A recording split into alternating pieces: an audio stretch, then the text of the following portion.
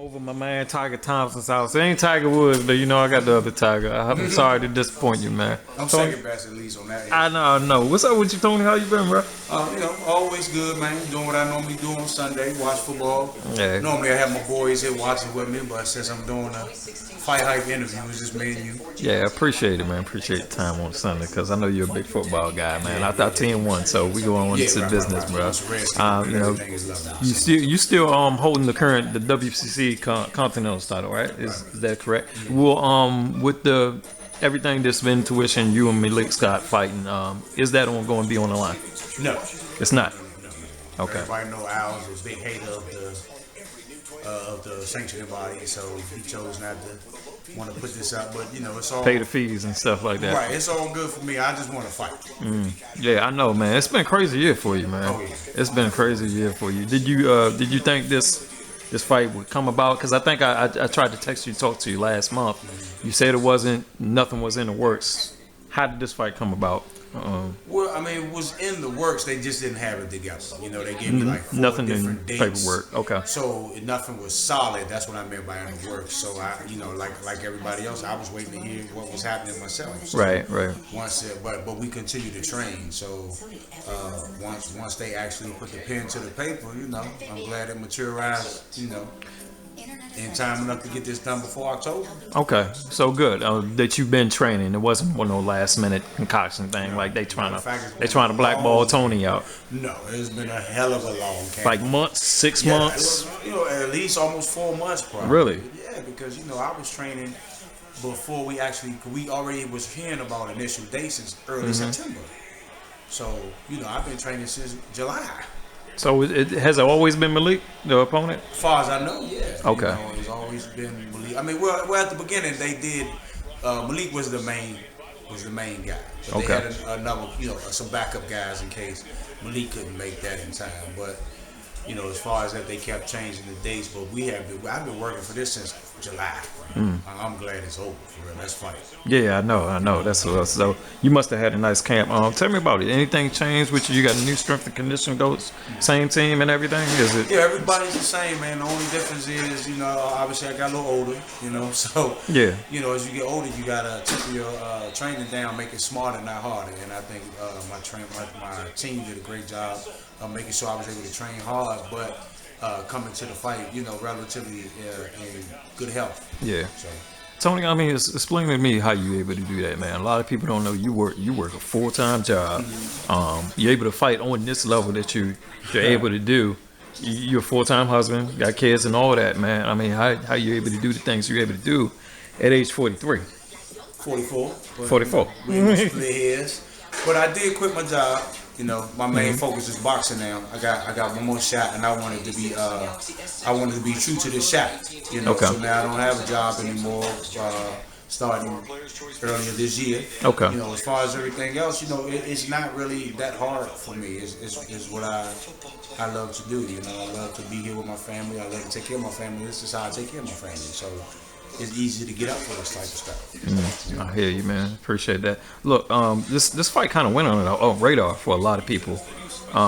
You got to be excited about like this opportunity fighting on PBC because you always been, like you said, you always been that independent guy fighting around that. So when you got the call about it, you know, what was your reaction? Because everybody knows how you feel about some people monopolizing or trying to, you know, monopolize the sport, I guess, per se. Right. Well, I mean, I was obviously ecstatic. You know, I didn't have to fly 10, 12 hours anymore. Yeah, nothing overseas. Right. I don't have to worry about jet lag. You know, that's a big thing. You know, in sports, people don't realize. You got somebody living overseas. You have to go meet them on their terms. A lot of times, less than a week before the fight. You know, so there's no way you can get over that jet lag. You know, you just have to hope.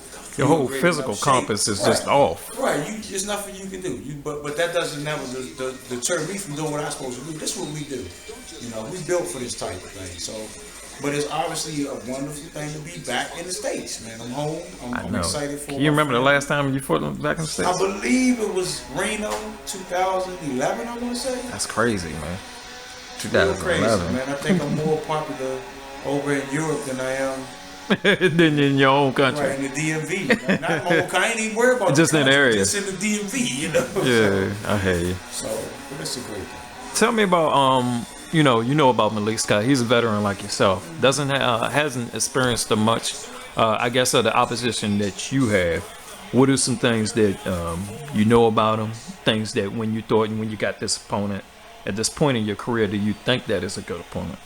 Well, I mean, once I heard it was Malik. I mean, Malik to me is the same as anybody else. If your name not Vladimir or Deontay, you all bunched in the group together.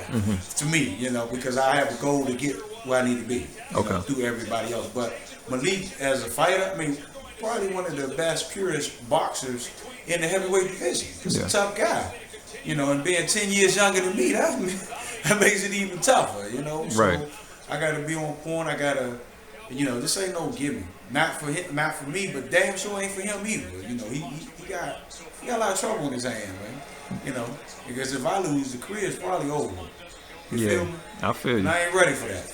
Well, so what is it? Hell in his hands. What is it? What does it come down for you? I know that's part of the reason why you just said you had to quit your full-time job and get this thing to you. What does it all boil down to? Being that you just did stay, how do you avoid that whole Gerald Washington, Amir Mansour outcome? You know what I'm saying? Well, I mean, embarrassed to say, I don't even know what outcome mean. You mean the bad decision? Yeah, bad well, I mean, I've been dealing with it. that forever. Yeah. I mean, like I said, I've always, even when I was in the States, I've always been the opponent, you know? So I've always had to deal with a decision. So the way I go about it is I go out there not looking for decisions. I'm going out there to destroy you. Same thing with Malik. He's not making it 10 rounds. He makes it 10 rounds.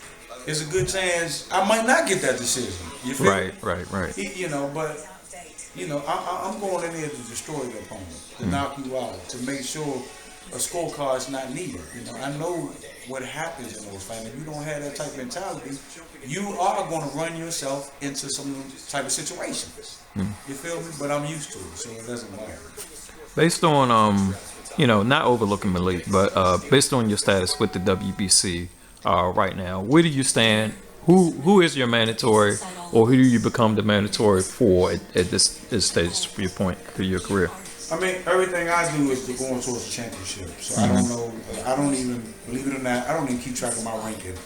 My manager, who's my wife, Tony Thompson, she keeps track of that stuff for me, informing me, you know, where we at or what's our standing. I don't really even care. As long as I'm progressing and winning, I know eventually I will get back to those title shots. And that's all that matters.